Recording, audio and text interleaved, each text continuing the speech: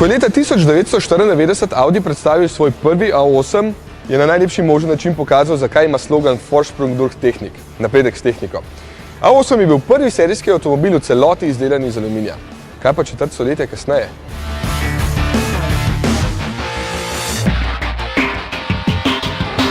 Še vedno je veliko aluminija, 58%, ampak da so dosegli najboljšo trdnost karoserije, so spet uporabili jeklo. Ja, kdo bi si mislil, ampak za tale del karoserije je tale material najboljši, če slučajno pride do trka.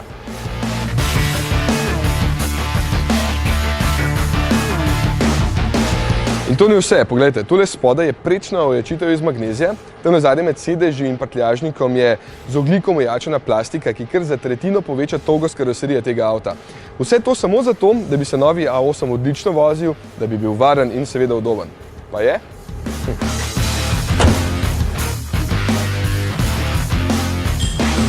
Seveda, o tem sploh nisem dvomil pred testom. To so pač avtomobili, ki ne morejo razočarati, ker proizvajalci v njih vgradijo vse, kar znajo. Zato jim tudi lahko prilepijo ceno nad 100 000 evrov za osnovni model. Obstaja nenapisano pravilo, da poglej najboljše modele svete nemške trojice, torej A8, serija 7 in razred S, pa boš videl, kaj je v tem trenutku najboljše na svetu.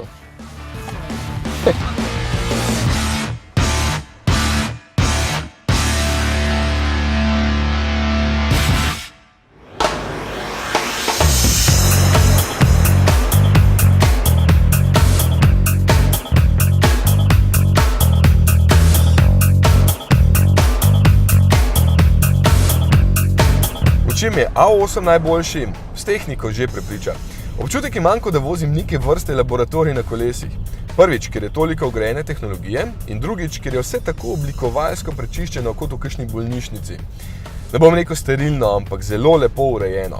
S temi linijami, recimo, ki lepo posnimajo masko od spredi. Audi je izbral zelo futuristično pot in praktično vse gumbe nadomestil z zasloni in površinami, ki so občutljive na dotik. Celo za tele zračnike. Poglejte, kako se tale lepo zapre ali pa dvigne.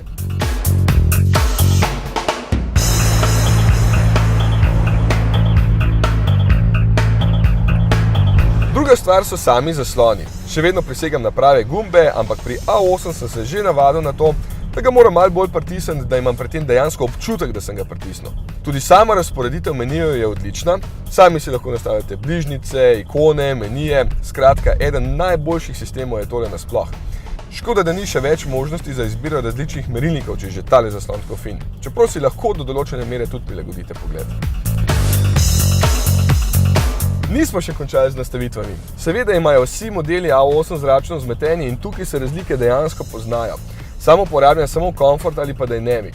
Pri takšni veliki limuzini je sicer hecno pomisliti na karkoli drugega kot na Comfort, pri čemer je seveda A8 odličen, ampak kljub 5,3 metra dolžine je tole krasno vodljiv avto.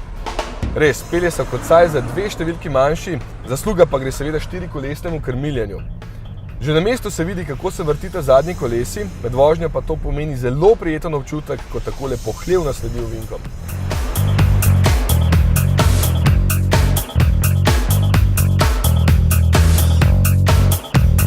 Je pa tukaj ena zadeva, ki je verjetno problem testnega avta, ker se ne predstavljam, da bi lahko bili vsi takšni.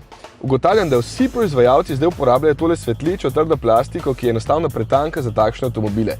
Prvič, na njej se pozna vsak, ampak res vsak prstni odtis, zato takoj postane takšna umazana. Zato je obvezna oprema še ena krpica tukaj not v predalu. In drugič, tole vse škripa. Kje so dobri stari materiali, kot so bili les, aluminij in podobno.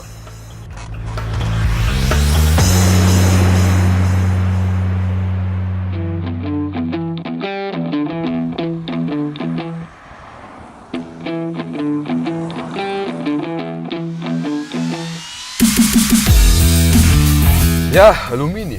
Kljub temu, da uporablja lahke materiale, je zdaj težji za 95 kg. Se sliši kar hecno, navadno je obratno, pa se vseeno bolje pelje. Tukaj gre pohvala tudi pogonskemu sklopu. Kljub oznaki 50 TDI je tamle spredaj 3-litrski 6-valjni turbodizelski motor z 210 kW, 286 konji in 600 Nm navora pri samo 1250 vrtljajih. Motor je zelo odziven, malenkost manj kot menjalnik, ki včasih za moje pojme rabi kakšen trenutek predolgo, da se odzove, razen če izberete program Sport, ko je ves čas na preži, ampak potem je pač poraba malo večja.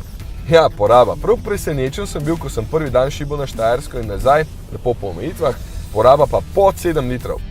Tudi zdaj, ko je mimo kombinacija vseh možnih voženj, ni dosti čez 8, kar je za toliko avta vrhunsko. Škoda, da ne morem preizkusiti še vseh sistemov za avtonomno vožnjo, ker zakonodaja še ni urejena in jih enostavno ni, čeprav je bil A8 že od začetka razvit z mislijo na to, da se bo lahko do določene mere vozil tudi sam. Zaenkrat sam lahko rahlo zavija in vzdržuje razdaljo, kasneje pa se bo čisto sam vozil v zastojih in podobno, čeprav ne boste mogli nadgraditi obstoječega, ampak kupiti kar novega. So pa že zdaj na voljo ene najboljših luči na trgu. Matrični LED žarometi se ves čas prilagajajo razmeram, nad 70/uro pa se vklopi še laserska luč, ki sveti še enkrat dlje kot dolga in se sama izklopi, če kdo pripelje nasproti. Zraven dodajte še OLED luči zadaj s prav posebnimi efekti in boste hitro videli, zakaj tale avto z opremo stane 160 000 evrov.